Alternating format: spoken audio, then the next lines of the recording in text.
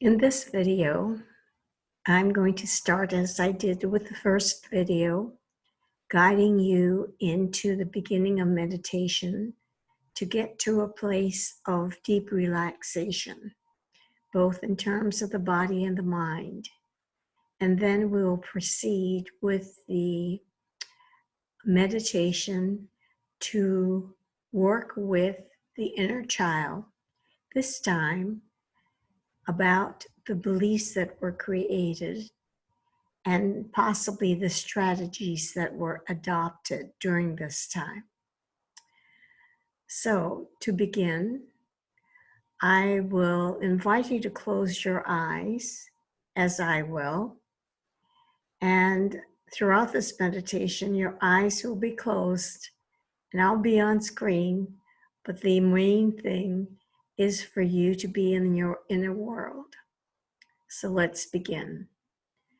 Close your eyes, and thereby closing off the stimuli from the external world that helps you to move into your internal world. To help this process along, focus on your breathing, feeling the air move in and move out. Watching the air move through the nostrils, feeling somewhat cool, and moving lower in the body, and exhaling. Each watch breath will make the next one deeper. So with each watch breath, your relaxation deepens, watching the air move in and move out. The single focus on your breathing will bring relaxation to your body. So the next time you exhale, notice how your muscles are softening. And if there's tension anywhere, you'll notice that, and they too will join in relaxing. Watching the air move in and out, so more and more of your body is involved in this breathing. So your tummy rises on inhalation and drops on exhalation, just as it used to be when you were young, a baby, and before the tensions of the world got to you. So returning to this diaphragmatic breathing, which also brings a relaxation to your everyday alertness and consciousness. While we want the alertness to remain, your consciousness, as you relax, will broaden and deepen. So all levels of consciousness become available to you. The less conscious, the unconscious. Until we're in a space that I call the imaginal space, the space of intuition, imagination, inspiration, where there is no time, all memory is present, and all possibilities exist. I invite you to make this place as safe as you can by thinking of a place or a person, a symbol, something that makes you feel very safe, or bring in what is most sacred to you at this time. We count on the promise that where two or more are gathered together for a common purpose, a higher wisdom shows up. So in this space, we will invite a young version of yourself, what I'll call the 2-year-old, some child before the age of 5 or 6,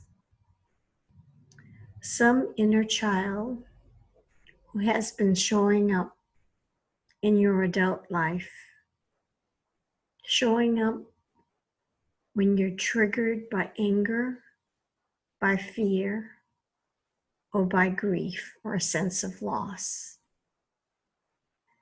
In the first meditation, we dealt with this experience and the experience of being alone and dealing with the young child and anger and fear and grief.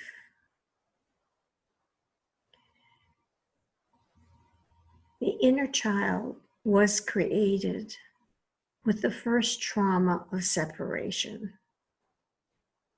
When, prior to that first trauma, the young child felt safe, cared for, loved, and suddenly things changed. It might have been a momentary lapse or minutes or more of mother or someone else who was caring for you being distracted. So you felt forgotten and uncared for. It was a shock. You had many reactions to that shock, confusion, fear, anger, a sense of loss, sadness, or grief. Because this experience was so traumatizing, you as a young self decided, as much as you had any cognitive ability, that this was your fault. You were to blame, which is something we dealt with the last time. It's important for this young self, this 2-year-old, this representative of all the young parts created from the trauma of separation, to know that while the tendency is to blame, you are not to blame. And the first video meditation dealt with that. Today, we want to deal with the beliefs that the inner children created to make sense of this very painful situation. One of the most common beliefs is to believe that it was your fault, you're to blame, and it was because you weren't good enough, you were defective, you weren't important, you were not worthy or deserving. That's why you're suddenly without what you really needed. So beliefs of limitation, beliefs that of low self-esteem, of lack of worthiness are created and held by these young parts.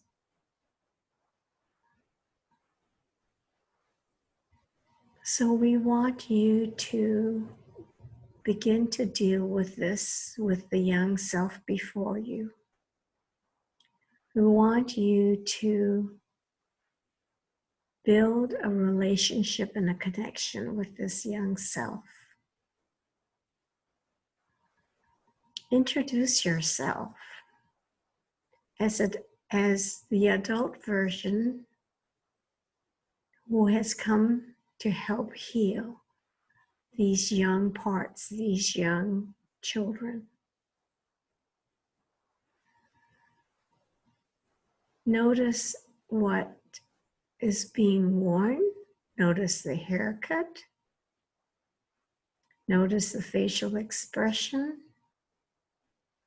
Notice the mood. Be very attentive and curious about this young child. Interested, compassionate, attentive.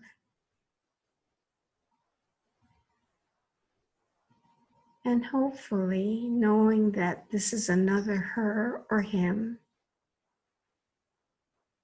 the young child will be open to making a connection and to have communication with you. So take the time you need. Pause this until you feel that rapport has been achieved. You're comfortable with him or her, and the same is true of the young child.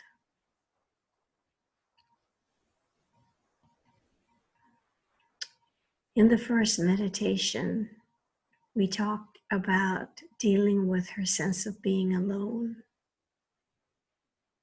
So we come also to correct the experience of being alone, because now, beyond time, we have moved to being together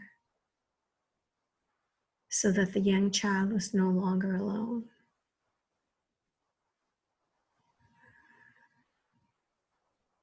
And when she is or he is ready to connect and communicate,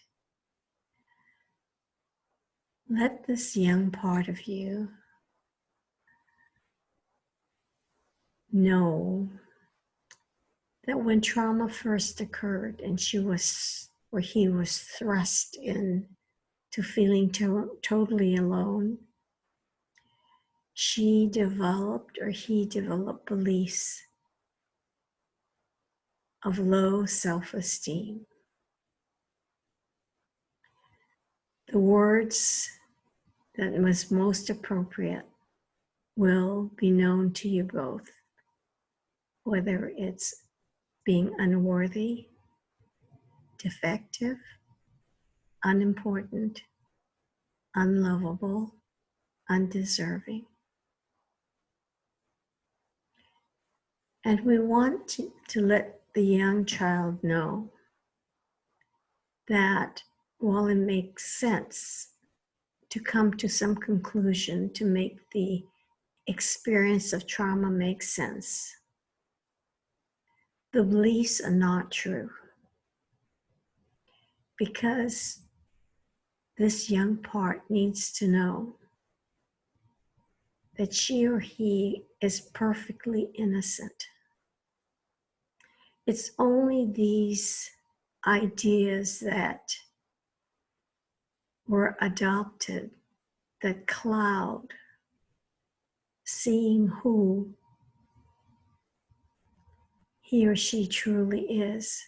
The trauma created defenses and a wall to prevent the young child from knowing her innocence or his innocence and knowing his essence, pure and connected deep in the heart to oneness, to creator, divine creator, to source, to love with a capital L. So young child, young parts, trust me and accept that you are very lovable and in essence pure.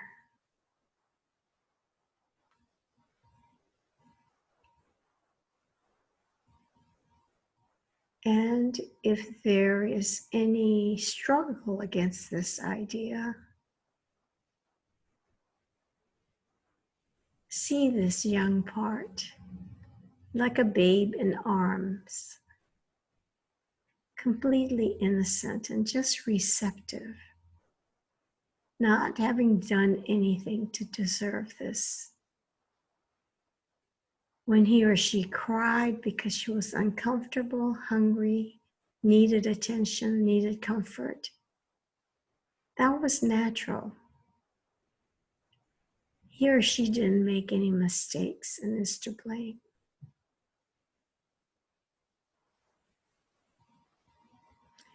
Later on, things happen in early childhood that also makes this young child feel to blame for what happened in the family.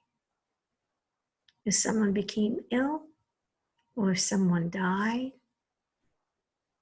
this tendency to blame and to blame self is strong. We want to encourage this part to give up blame and fault finding because it is painful and futile. It doesn't bring satisfaction or less pain. Another belief that the young child creates is about the world and others.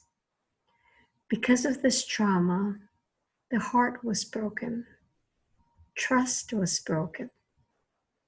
So the young child, these inner children, these young parts, don't really trust. In some ways, the only person to trust is him or herself.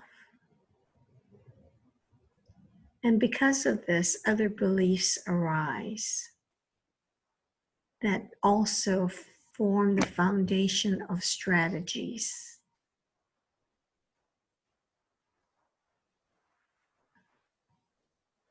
One is to become fiercely independent and self-reliant. Because your trust was broken, you're going to take care of everything yourself. And being young, vulnerable, and without too many resources, that was a limited decision, but the best decision that you could come up with, depending totally on yourself. And as this belief that this is the best way to live and the strategy of self-reliance is shown throughout the growing up years in adult life, it does work for survival, and it does work in many ways. But it's the rigidity and the constancy of the self-reliance dependence that become destructive. So you don't know that there is support that you can rely on. Others are very pleased to cooperate, collaborate, support you. And others gain for doing that. But with this early decision not to be open to any of that, you rely only on your resources, which are limited.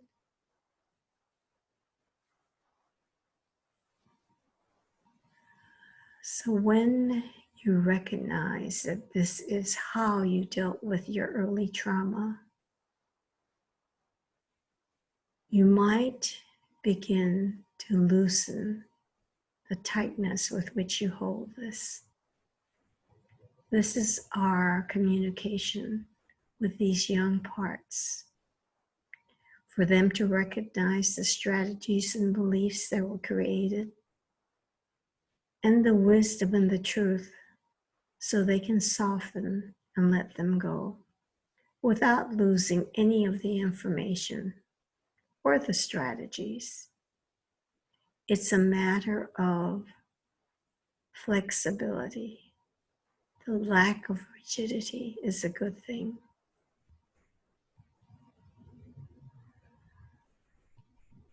So then there are other strategies that are often taken up. One is, how do you get the love that was taken away? How do you get the security that you lost? So strategies of becoming a people pleaser, or gaining the approval of others, or trying to be perfect, perfectionism, or to pursue what your heart longs for by achievement, fame, or fortune. These are some of the strategies that arise. Young children, young parts, realize that these were strategies to fulfill the emptiness of the heart. And because they were created so long, they become automatic patterns governing your life. And because they were created so long, they become unconscious or subconscious, at the level of subconscious. So I am with you, the adult, so that you can become more and more aware. And with this awareness and acceptance of these patterns and beliefs, you can begin to loosen the strength of the patterns.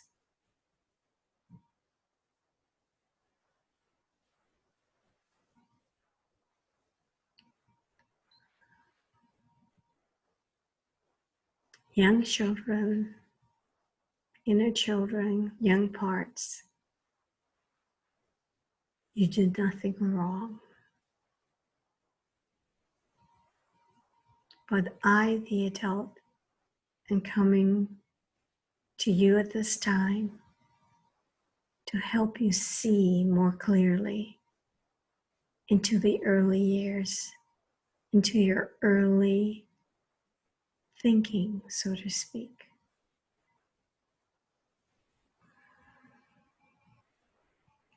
Perhaps you will find a way of working with your subconscious, to whom all of this is known, to get the subconscious to help you neutralize this negativity and pain, and to release these limited beliefs and strategies.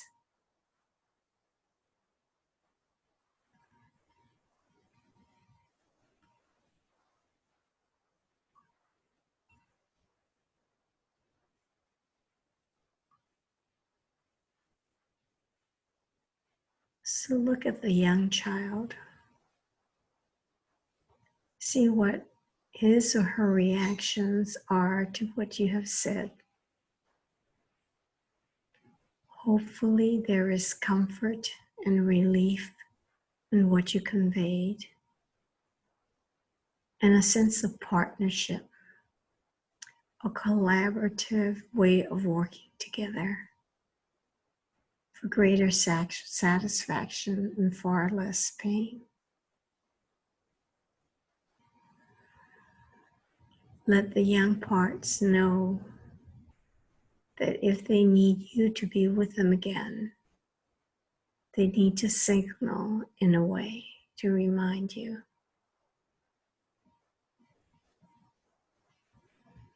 So we close this meditation by thanking these young parts, appreciating everything they've done for your survival.